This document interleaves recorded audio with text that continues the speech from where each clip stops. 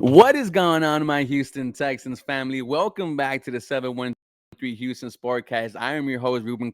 If you are new here, I drop daily Houston Texans content. And if you want to be updated on all things Houston Texans, feel free to like, comment, and subscribe. It is mock draft time. And when you are a Houston Texans fan, this whole losing stuff, it is getting old. It is getting tiring. And it kind of feels like the vibes of dysfunction because we were on the verge of being it, right? Let's be honest, from being up 24 up on the Chiefs to the situation where we were until we signed Demeco Ryans that shows signs of us getting better. Well, you are excited for the Houston Texans in the future, right? Demeco Ryans, hiring just continues to prove you right every single day. This fan base is now united back under the Houston Texans flag. You couldn't say that last year. Hell, you couldn't say that a couple weeks ago. But what Demeco Ryans has done already for this city and this team, man, you are excited for free agency. We have the fourth highest cap space, and this is the year where general manager Nick Caserio said he wants to spend money. And then you look at the NFL draft coming up, right? I'm going to do 2 rounds today. The Houston Texans will have 3 picks in the top 2 rounds, 2 in the first, 1 in the second. And without further ado, let's go ahead and get this started, man. I am excited for this draft, dude. I was there when they were at Discovery Green, where it was a free event. They might do it again there because definitely a quarterback is getting taken at 2. We see that Jalen Carter to Chicago Bears. Now let's look at where the Houston Texans are going to go, right? ESPN's reporter for the Houston Texans, DJ Bieniemy, he put out a fantastic article regarding the Houston Texans quarterbacks. And there is a quote that says that the Houston Texans told every single person that they interviewed that they will be selecting a quarterback at number 2. Who that is, no one knows. It's going to come between Bryce Young and CJ Stroud. But let's go with my QB of choice, and that is Bryce Young from Alabama. Let's look at the bottom line.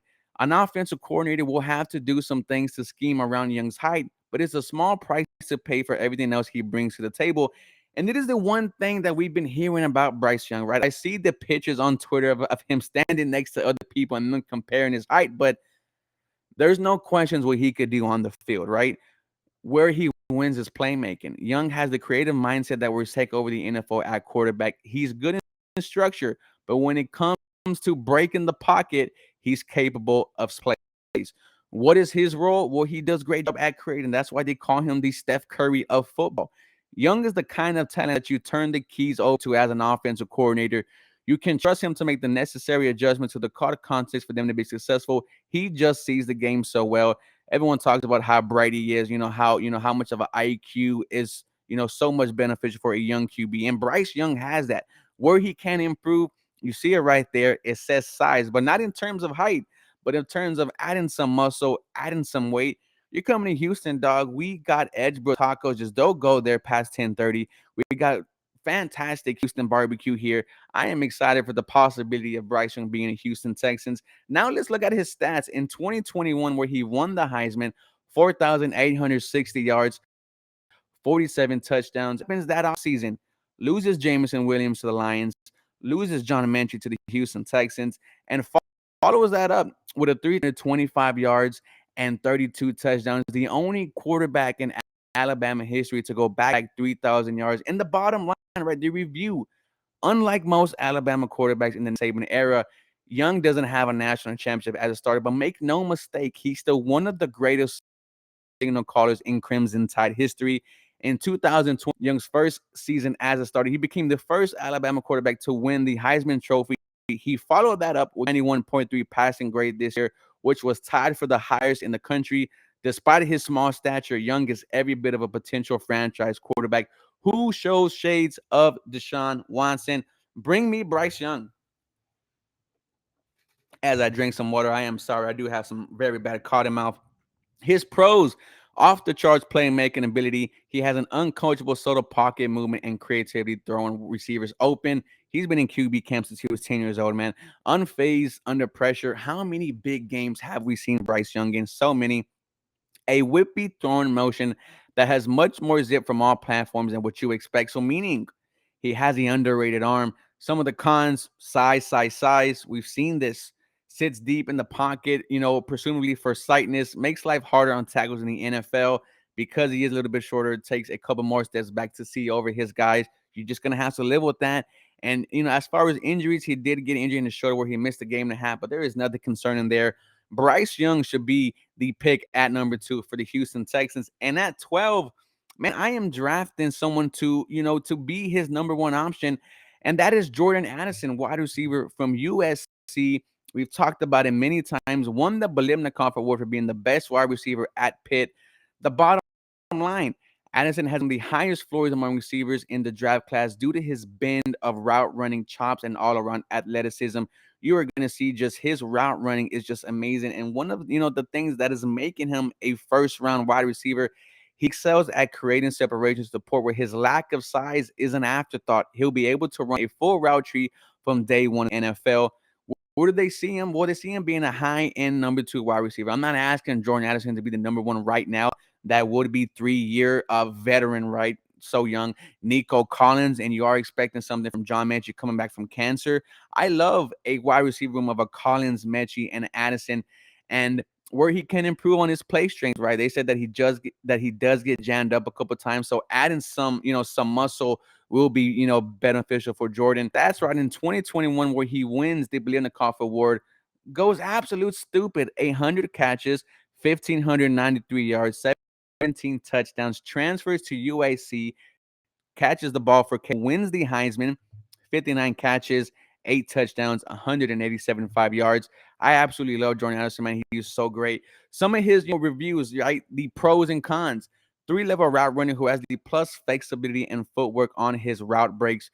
Uses route stems as a weapon. He knows how to manipulate defensive backs, and he has an extra gear to get away and stay from corners downfield. You love to hear that. Some of his cons, right? There's no physicality to his game. That's where they say he needs to add muscle. His first 2 years, he had a case of the drops. He's dropping 21 passes that break, but only 2, this year with the Trojans. And, they kind of skim a lot. 23 out of his 9 catches came on screen. So we're going to have to see Jordan Addison, make some plays for himself. They say he shows signs of Emmanuel Sanders. As the winner of the Biletnikoff Award at Pittsburgh in 2021, Addison heads to the NFL draft as one of the class's best route runners. He started his second collegiate game for the Panthers and never looked back, racking up 1,593 yards and 17 touchdowns in that award-winning season. He transferred out of the ACC and headed to the 2022 season, ended up with the USC Trojans. And while it wasn't as impressive as a season as he had the year before, he still put up good numbers. Jordan Addison, I think, should be one of the top receivers taken in this draft. And let's go ahead and take him at number 12.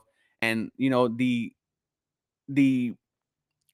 the possibility of an offense having Bryce Young, Jordan Addison, right? You absolutely love that. And what do you do at pick 2? Well, if you have questions, right? If you are scared of Bryce Young being hurt because of his small stature, we spend to invest, right? You spend money and you draft someone to protect him. And look at Osiris Torrance. Also, he did block for our boy rookie Damian Pierce. Bring that connection back, right? They project him to go in the second round. Torrance is a plug and play guard who's best suited for a gap scheme, but I wouldn't pigeonhole him by any means. The dude is just strong AF. He wins easily with power. Torrance makes moving people against their will look like child's play. He can move defensive tackles off the line with his lower body or torque them out of the hole with his upper body. What is his role? He is your prototypical guard. He is a guard he can improve on. It says right here very little. This might be one of the best in the draft. Let's look at the review here. Torrance started his at Louisiana Lafayette, claiming the starting left guard role for the Raging Cajuns. From the second game of the season, he went on to allow just 12 pressures across his first 2 seasons in college, none of which were sacks or hit. After the 2021 season, where he posted a career-high 88.2 grade, Torrance transferred to Florida, where he blocked for Damian Pierce, where he blocked for Anthony Richardson, and the step in competition, it was not an issue for him. He once again went a full season with no sacks or hits, and he was one of the best run blocking guards in the class with an 89.9 run grade. Some of his pros, steady as can be. He rarely gets overextended or loses control. Easily people moving ability. He is a man amongst boys. And it says right here, massive hands. And once they grab onto you, they won't let go. Some of his cons, average footwork, little robotic in pass steps, and could stand to go for kill shots more often. At times, he's content to just hold on to jerseys. I like the possibility of Osiris Torrance being a Houston Texan. And it's interesting, right? When we wrap up the mock draft here, it is Bryce Young, it is Jordan Addison, and it is Osiris Torrance, a quarterback, wide receiver, and a guard. The Houston Texans go offensive heavy. I absolutely love this draft. I would have no issues if the Houston Texans and Nick Casario actually did this. You guys let me know how I did. As always, go Houston Texans. Man, you guys have a very blessed day. And I'm telling you, this stuff is going to change, guys. I promise you. The Houston Texans are doing a great job. They are listening to the fans. We are getting some uniform changes, everything, man. And just we just waiting to see when all this stuff is going to change.